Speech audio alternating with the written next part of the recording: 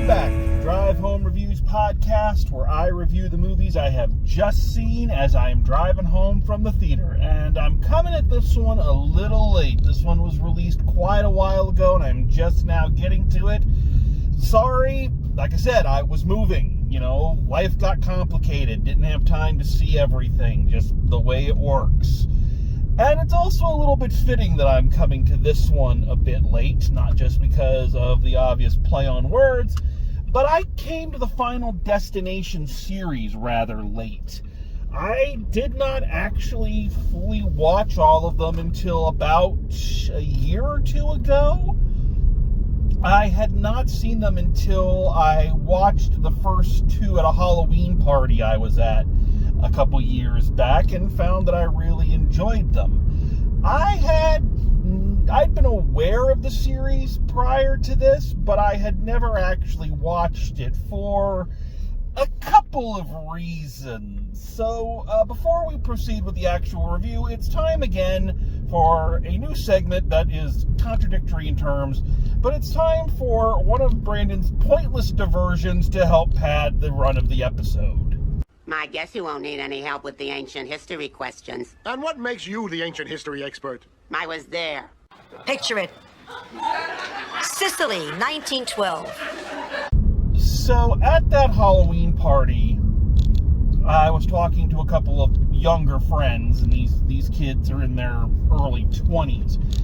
And they were saying that they thought that the first film was kind of building off of the tension and anxiety caused by air travel after the events of 9/11, and they were shocked to find out that was in fact not the case. Younger viewers or listeners may also not know this, but Final Destination lifts very heavily from a real-life tragedy that occurred in 1996 when TWA Flight 800 was taking off from New York. Among the passengers was a school trip, and I believe they were on their way to Paris, like they were in the film, when shortly after takeoff,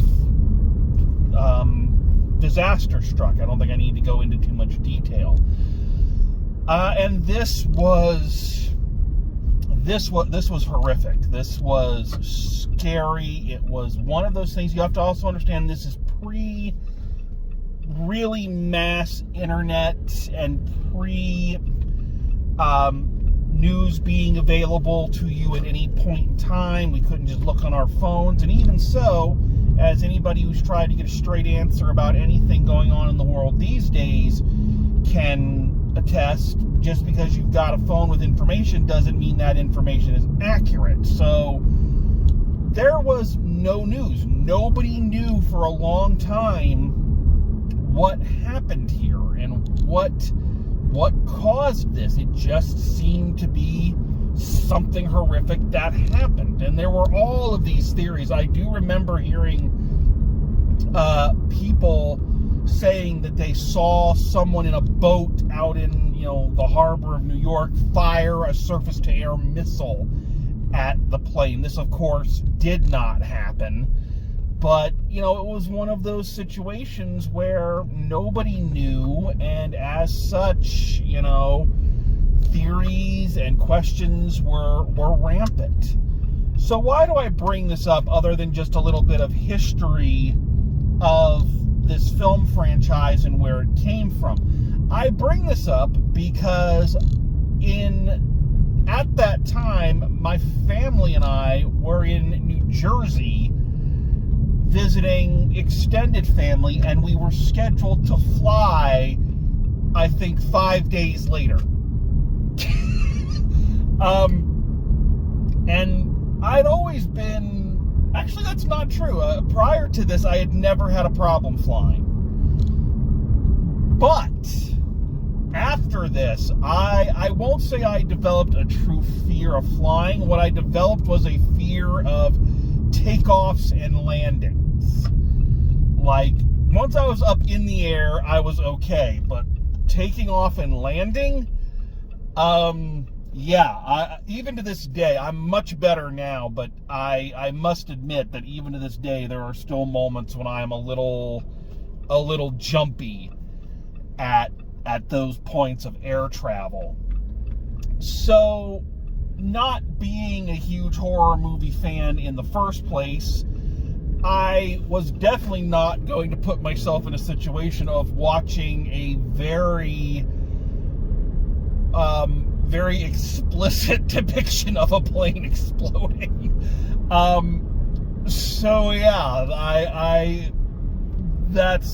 That's kind of why the Final Destination series never really crossed my path until fairly recently. But when I did watch it, I found it to be, again, very creative, interesting. I don't want to say lighthearted, but it has a sense of humor.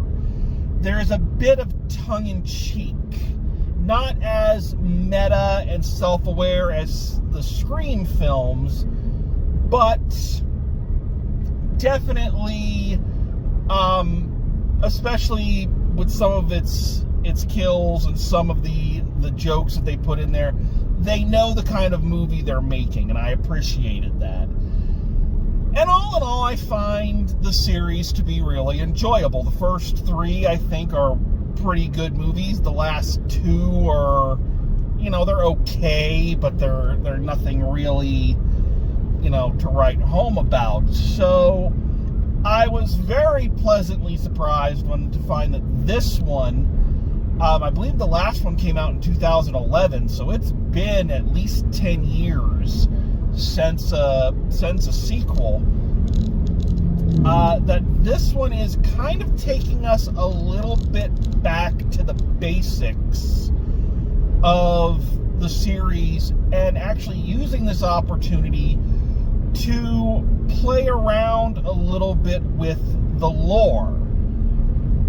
Now, for anyone who doesn't know, which if you don't, I don't know why you're listening to this, but, just in case you don't know, so the idea of Final Destination is that a group of people narrowly survive a horrible disaster because one of them experiences a very detailed premonition, and it's implied that them surviving this ordeal, whatever it is, a plane crash in the first one, a road accident in the second, a roller coaster in the third, a NASCAR crash in the fourth, and a bridge collapse in the fifth, and in this one, a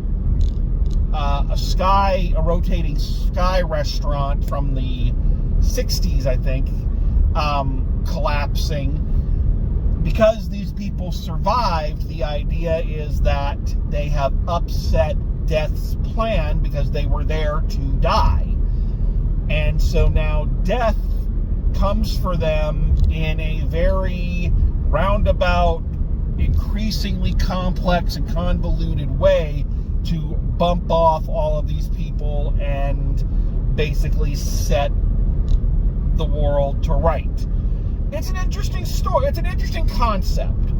And the series has survived very, obviously for quite a long time and very successfully on a very minimalist concept by delivering what, the audience has come to expect from it, and that is, these very complex and creative kills. That's kind of the whole reason you go to a Final Destination film.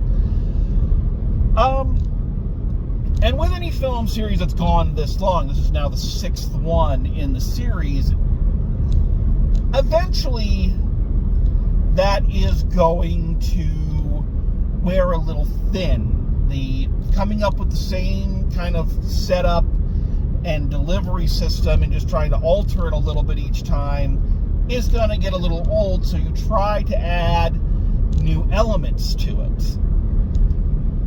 So one of the things that this film does is it doesn't rely as heavily on gimmicks. The last two, the big gimmick was there in 3D. So you get to watch all of these mediocre actors getting bumped off and prayed away with parts of the body flying at the camera. That's a gimmick. It's not a substitution for adding anything to the story. So this film goes back and tries to take the situation a little bit more seriously. Again, not completely. It is still operating on that wink at the audience kind of mentality. And there are some genuine laugh out loud funny moments in this. But it tries to take it back to the basics, and this one is much more of a suspense film. Again, I've spent the early part of the year obsessing over Alfred Hitchcock, and one of the things that, one of his major theories of suspense is that the audience needs to know what is going to happen. And the anxiety comes from knowing it's going to happen and waiting for it to happen. When is this going to spring shut? When is this trap going to activate? And this film really takes it back, and this is probably the most suspenseful of any of them. Especially the last two, which again gave way to gimmick, and you could kind of see what was coming fairly easily. But this one is much more interested in building that audience anxiety, and it does that from the word go. Again, one of the things that the first one did expertly was it really captured fear of flying. You know, those first couple minutes of them on the plane and everything, it is a absolute flawless depiction of someone's anxiety about being on a plane. This film did for air travel what Jaws did for going into the water. The second one, it created anxieties. Like, I don't know how many people had, fear of riding behind a truck with logs on it, but everybody does now. I will be completely honest. I never really thought about that, but I see one now and I'm just like, Oh, hell no! And this one does that so well. In the very beginning, it's really selling you on a fear of heights. And I watched this at home, safe in my house, in my easy chair. I have a fairly big TV, but it's not a movie screen. But I'm telling you, sitting there, and I also wouldn't say I have a complete fear of heights. I have a little bit of a fear of heights, mainly when I'm not supported by anything. If I go up in a catwalk in a theater, I'm fine. If I'm up on a ladder trying to change a light, yeah, that I have anxiety about. But I'm telling you, I'm sitting there watching this going,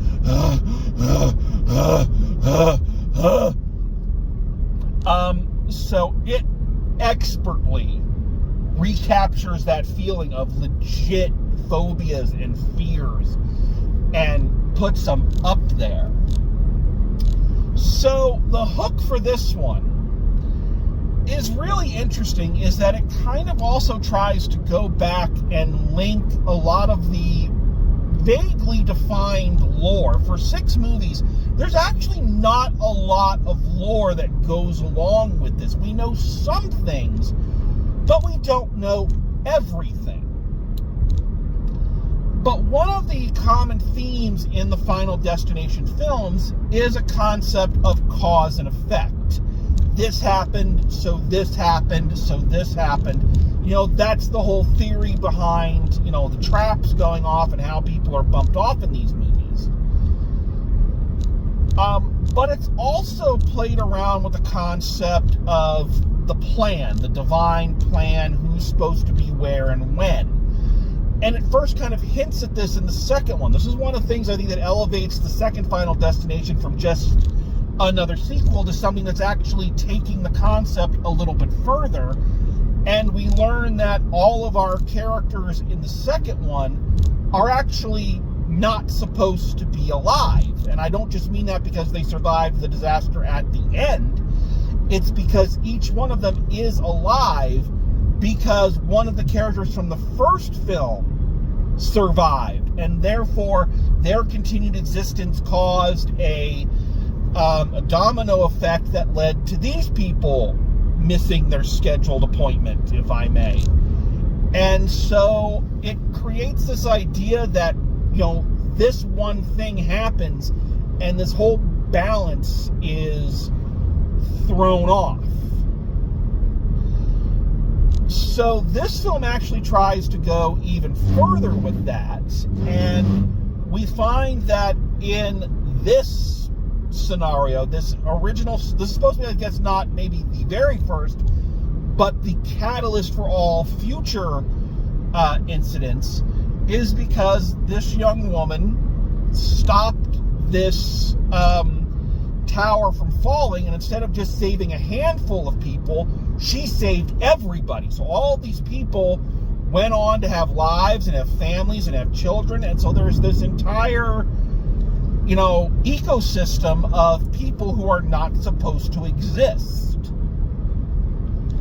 And so it never comes out and says it, but it does hint very heavily through a lot of Easter eggs that all of the subsequent or previous Final Destination films are all because somehow, in some way, all of these people were connected to someone involved in that original tragedy.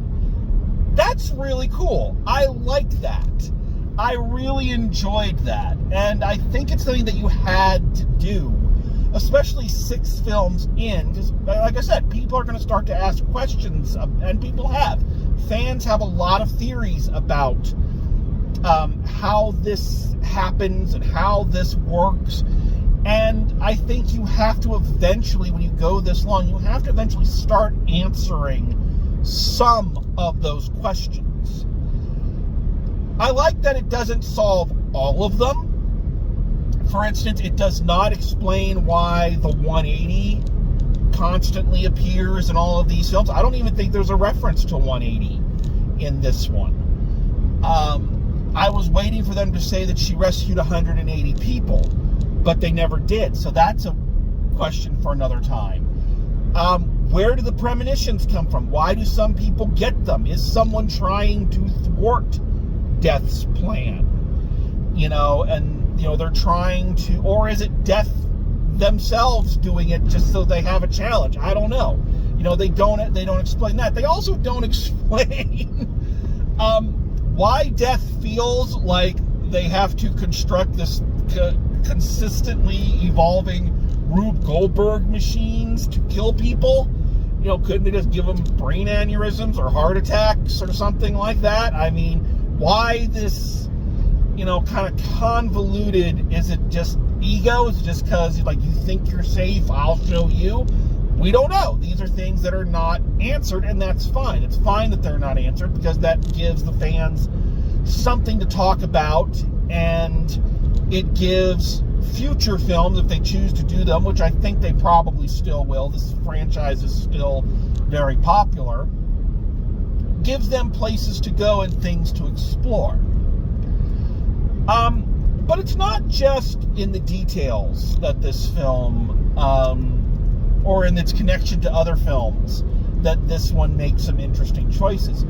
Another thing I like about this movie is it takes a step back from kind of the classic cast of characters that we've had. Normally, it's kind of a random assortment of people, usually at least one jerk who you can't stand and who you're just waiting to get bumped off. But what I like about this one is it is dealing with one family, the direct descendants of the young lady who stopped the original tragedy.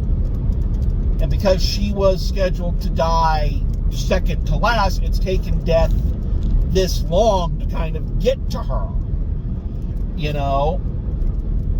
So what you have here is not just kind of a random group. You have a family unit, people who have pre-established relationships and history and quarrels and connection.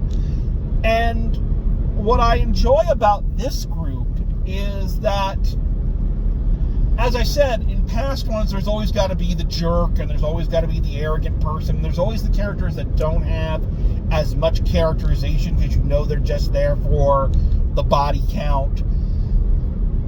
In this one, while the characters do kind of fit archetypes, there isn't like anybody you're kind of hoping gets it. Like, the people who are doubting what is going on, they have legitimate doubts. I mean, if someone came to you and said this to you, you'd think they were crazy as well. But you don't see them as jerks.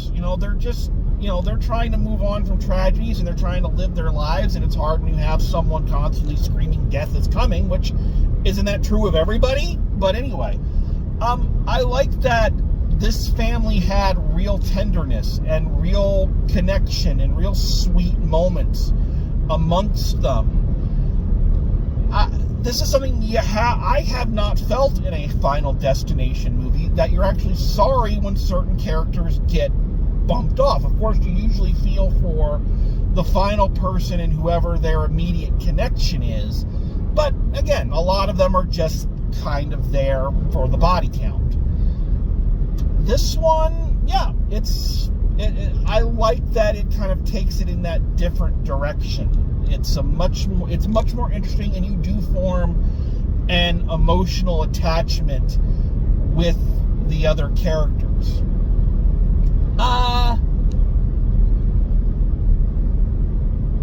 I can't think of a lot in terms of negative for this. It's a fun little horror picture. I think a little bit more substance than some past entries, and something that definitely is up. If you want to know, this is kind of interesting. Watching the special features on this, not only is this about a family, but it is kind of, I believe, incidentally, kind of about the Final Destination family, because at least two of the young actors in this film have played the children of leads from previous movies. So, it is kind of in the family. That's interesting. I will say, I think I like the blend of practical effects and CGI. I will say some of the CGI looks very CGI, so I don't know. But in a way, I think that's okay, because the cartoony nature of the violence is part of the charm of this series. It's part of what makes it fun, is that this isn't, something really realistic. It's more, it's more enhanced, cartoony kind of stuff. So, well, yeah, some of the CGI isn't great. It still works. I'm going to give the final grade. I guess it's kind of a shorter episode, but again, there's not a whole lot to say. And then there's one other thing I want to talk about after the final grade, just because it's, I feel like it's a major element of this film and the franchise and the larger Hollywood culture. So I do want to talk about it. So let's do the final grade first, and then we'll do heavier stuff. So final grade for Final Destination Bloodlines. I'm again gonna go a solid B. I think this is a vast improvement over past entries, and it's a fun movie, and it's a good addition to its own franchise. I don't push it above that, because I don't think the Final Destination films really go above a B. That's nothing against them. It's just saying they are what they are, and that's just kind of what they are. And, I don't know what you would really do to elevate this to an A-level kind of picture, but, it's fun. So enjoy it. So the last thing I want to talk about, and I don't do this a whole lot, because I do another thing to pay tribute to actors and whatnot who have left us, but I do want to talk about the final appearance of Tony Todd, the late great Tony Todd, and what an outstanding moment that is. And a lot of people know him from this film series and, you know, from Candyman. If that's all you know him from, then that's great, but I think it's not completely representational of the man and his work. This guy, he was on everything. This dude, like, he was such a talented actor, and was in so many different shows. I know him mainly because he did a lot of shots on genre shows, because I think he had that large, imposing presence, but also that nice, he had a deep voice, but it wasn't one of these big booming ones. It was more down low and calming, but also a little eerie. I knew him from a lot of genre shows. He was in an episode of The X-Files called Sleepless. And I especially know him from his many, many performances on the various Star Trek shows from the 90s. People always talk about how Jeffrey Combs played all these characters. Tony Todd played a lot. He played Worf's brother. He played an older Jake Sisko in one of the best episodes of Star Trek ever, The Visitor. He was a Herosian in Voyager. And I'm pretty sure there are others that I'm not remembering. But what I'm getting at is that Tony Todd was such a versatile actor and such a presence, and from all accounts, just a wonderful, genuine human being. And again, I don't normally do this here. I have a Drive Home Reviews Remembers segment that I do, but I do feel, since this is, I don't know if he did anything after this prior to his passing, but I do know that this was kind of one of the big ones. This came out shortly after he had passed away, and it was a big thing that he was in it, because he hadn't been very prominent in Final Destinations 3. He just had a voiceover. I don't think he was in 4. No, his voiceover was in 4 as well, as in the subway at the very end. Or no, was that 3? I can't remember now. Yeah, I'm totally blanking now. So, yeah, I think that was 3. But anyway, so to have him there, and you can tell that he's not in a good way, that he's, you know, he's very ill, but that he did this, and by now the story of his final words on camera are well known, but just in case you don't know, the directors had written final lines for Bloodworth.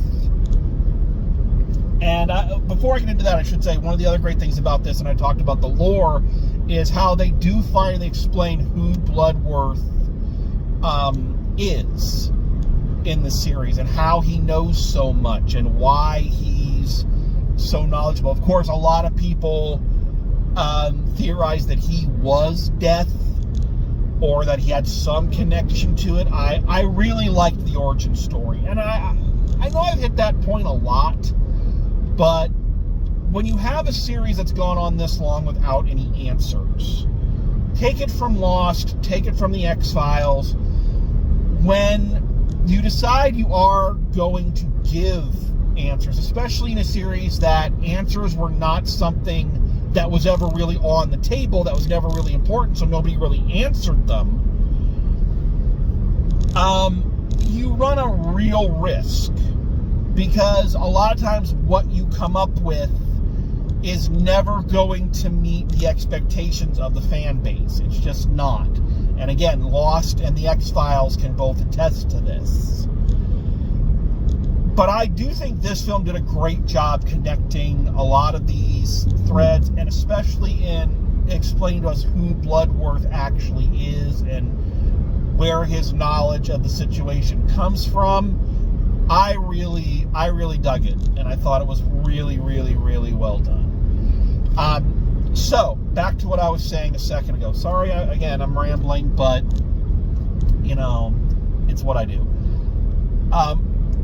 Anyway, the directors had written a final couple lines for him, and I don't know if they shot those or not, but they apparently said to Tony Todd, just look right in the camera and say whatever you want to say to the fans, your fans, you know, people in general.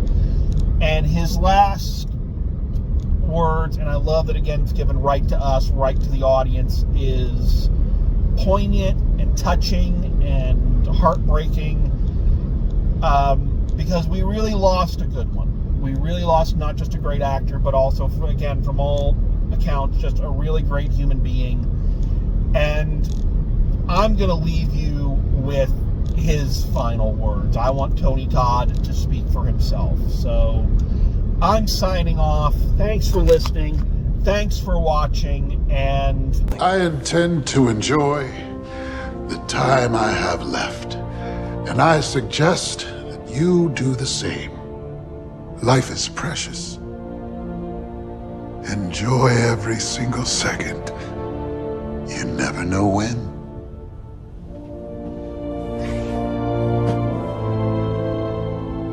Good luck. You can't say better than that. Thank you, Mr. Todd. Take a bow and drive safe, and we'll see you at the movies.